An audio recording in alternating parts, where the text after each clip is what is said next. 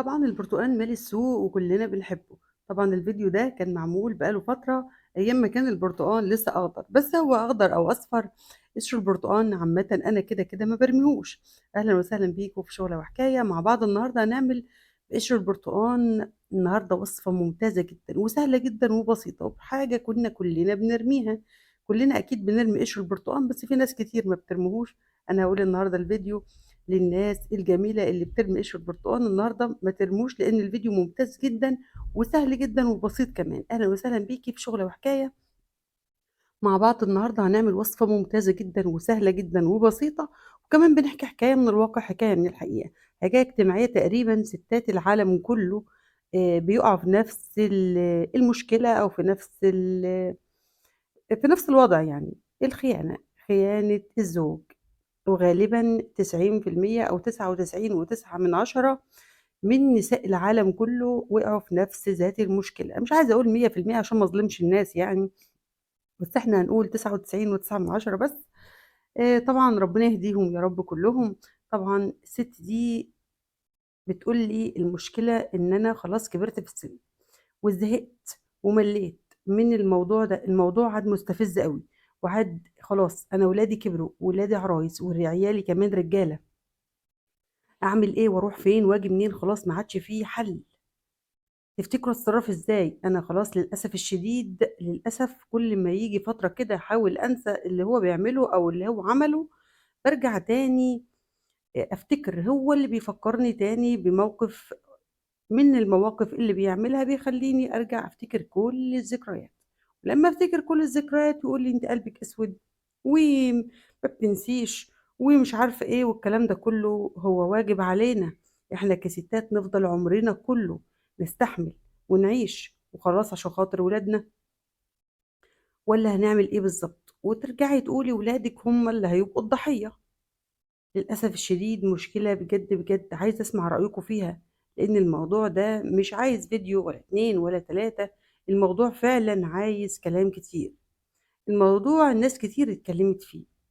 هو ده طبع فيهم والّا ده بيجري في دمهم والّا مثنى وثلاث ورباع دي خلاص هي الآية الوحيدة اللي حافظينها تقريبًا في القرآن الكريم كله، والّا إيه؟ مش عارفة بصراحة. الموضوع زاد عن حدّه، والموضوع كل ما الشباب كمان يعني كل الموضوع ما بيقدّم الزمن بيتقدّم، كل ما الموضوع بيكون فيه فجور أكتر، كل ما الموضوع يكون فيه رخامة أكتر، كل ما الموضوع يكون فيه انفلات أكتر. ما عادش في أمان، ما عادش في ثقة، ما عادش في حاجات كتيرة جدًا. بجد صاحبة المشكلة النهارده صعبانة عليّا لدرجة إن أنا يمكن الموضوع مأثّر على نفسيتي جدًا من اللي هي حكِته واللي هي بتحكيه. نفسيتها بجد ربنا يا رب يعدّي الأيام دي معاها على خير. بجد نفسيتها تعبانة جدًا، الست قاعدة تبكي بدموع لدرجة إن هي يعني خلاص بتقول أنا يئست وزهقت. وما عُنتش عارفة أنسى، وما عُنتش عارفة أعدّي، وما عُنتش عارفة أفكّر، وما عُنتش عارفة آخُد قرار، وما عُنتش عارفة أعمل حاجات كتيرة جدًا. للأسف الشديد باحاول بقدر الإمكان قُدّام الناس إن أنا أتظاهر بالثقة الزايدة وبحاجات كتير جدًا، لكن هو موّت جوّايا كل الحاجات دي. موّت الثقة الزايدة، وموّت كمان ثقتي بنفسي، وموّت كمان حاجات كتيرة حلوة كانت جوّايا. للأسف ساعات كتير ما باعرفش أضحك، ساعات كتير ما باعرفش إن أنا أسيطر على حالي، ما باعرفش إن أنا يعني لو حد صغير جه سألني إيه رأيِك مثلًا في كذا، ما باعرفش إن أنا يعني إيه، أدّي لهم رأيي صراحة.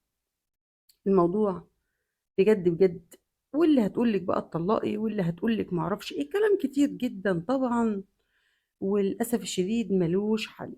جايز يكون في حد فيكم اتعرّض لنفس ذات المشكلة، بس أنا متأكدة إن في كتير مننا اتعرّض لنفس المشكلة، بس يا ريت بجد أسمع رأيكم في الكومنتات، وكمان تقولوا لها كلمة تهدّي بالها شوية، لإن الموضوع معاها بادئ يخرج عن السيطرة، وربنا يهدي لها حالها يا رب العالمين.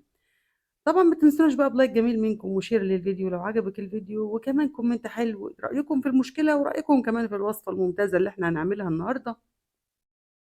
وأكيد للحديث بقية إن شاء الله. الفيديو الجاي برضه هنكمّل بقية اللي حصل وبقية اللي جرى عشان نسيب وقت شوية من الفيديو للوصفة الممتازة بتاعتنا الجميلة دي.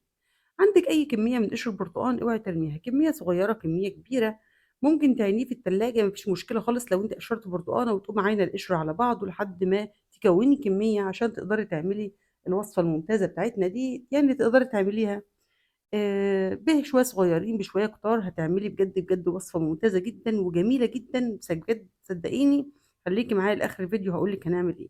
طبعًا غلينا كمية قشر البرتقان مع كوباية واحدة من المَيّة على نار هادية خالص وغطيناها لحد ما استوى معايا خالص.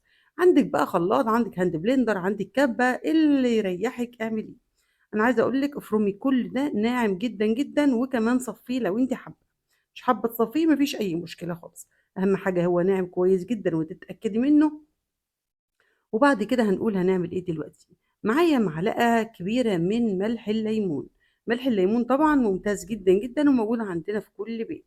من المنظفات الأساسيات اللي موجودة عندنا ملح الليمون وبيكربوناته أكيد، أكيد عملنا بيهم وصفات كتير وهنعمل لسه كمان وصفات كتير بيهم. معلقة كبيرة من ملح الليمون، ولو حابة تحطي نُص معلقة من الكربوناتو ما فيش مشكلة، بس ما كانش متوفر عندي الصراحة. وهتجيبي كوباية صغيرة خالص أو نُص كوب من الصابون السايل أي لون أي نوع الموجود عندِك، بس يا ريت يكون صابون سايل خام نوع كويس. ده طبعًا أنا جِبت كده البريل وحطيت نُص كوباية وهتقلّبي كويس جدًا على الكمية اللي أنتِ عاملاها، حسب الكمية بقى لو أنتِ عاملة كمية أكبر من اللي قدّامِك دي حُطّي عليها كوباية كبيرة، عاملة الكمية اللي أنا عاملاها دي حُطّي عليها كوباية صغيرة، خدي بالِك إحنا حطينا كوباية واحدة بس مَيّة.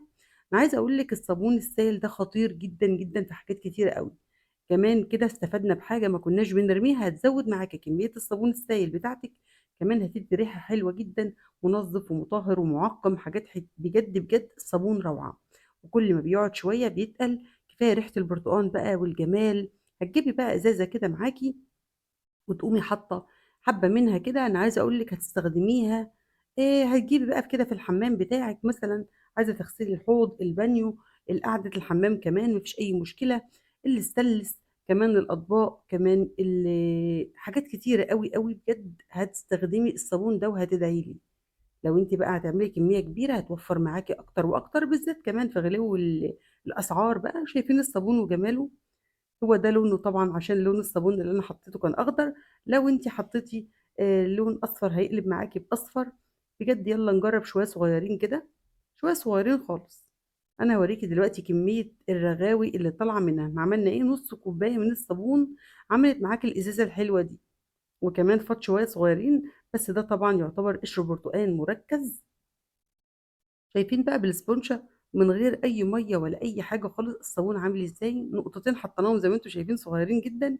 بالِك أنتِ بقى لو عندِك كمية كبيرة من الأطباق وعايزة تغسليها بقى الصيني بتاعِك هيبرق والكوبايات هتلمع، وهتخلّي ريحة الكوبايات لو في عندِك سمك مثلًا وفي زفارة في الأطباق والّا في الكوبايات، صدقيني هتخلّي الأطباق بتاعتِك ريحتها حلوة جدًا، وكمان المعالق والكوبايات بجد هتبقى حلوة، حلوة وتجربة جميلة جرّبيها. واوعي ترمي قشر البرتقال بعد كده، بنعمل بيه وصفات جميلة جدًا. ما تنسيناش بقى باللايك زي ما قُلت لِك، وإلى اللقاء في فيديوهات كتيرة مع بعض إن شاء الله.